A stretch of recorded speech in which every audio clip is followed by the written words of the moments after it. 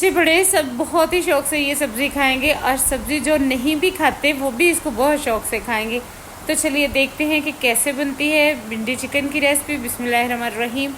आधा कप हम ऑयल ले लेंगे और उसमें भिंडी जो है वो आधा किलो हम डाल के काट के डाल देंगे। इसको धो के इसको खुश्क करके तो फिर इसको काटिएगा और इसके सिरे काट लेने और इसकी टेल काट देनी और इसको छोटे टुकड़ों में काट के मैंने तकरीबन 8 से 10 मिनट तक फ्राई किया था।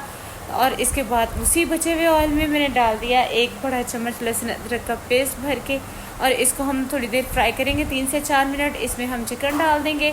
चिकन डाल के हम इसको इतना भूनेंगे कि इसका कलर चेंज हो जाए। तकरीबन ये हमें इसमें भी 5 से 6 मिनट लगेंगे।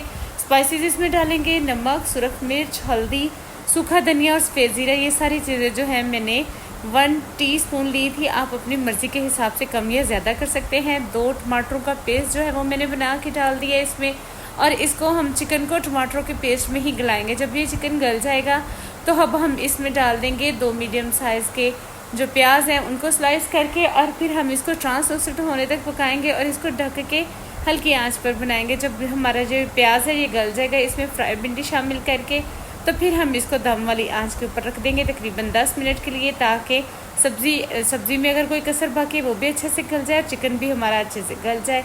और ये देखिए हमारा चिकन भी गल गया और हमारी सब्ज़ी भी रेडी है और बहुत ही मज़ेदार भिंडी चिकन का सालन बिल्कुल रेडी है। रेसिपी ज़रूर ट्राई करिएगा। रेसिपी अच्छी लगी हो तो मेरे चैनल को लाइक और सब्सक्राइब भी करिएगा। Follow my channel for more quick recipes. Thank you.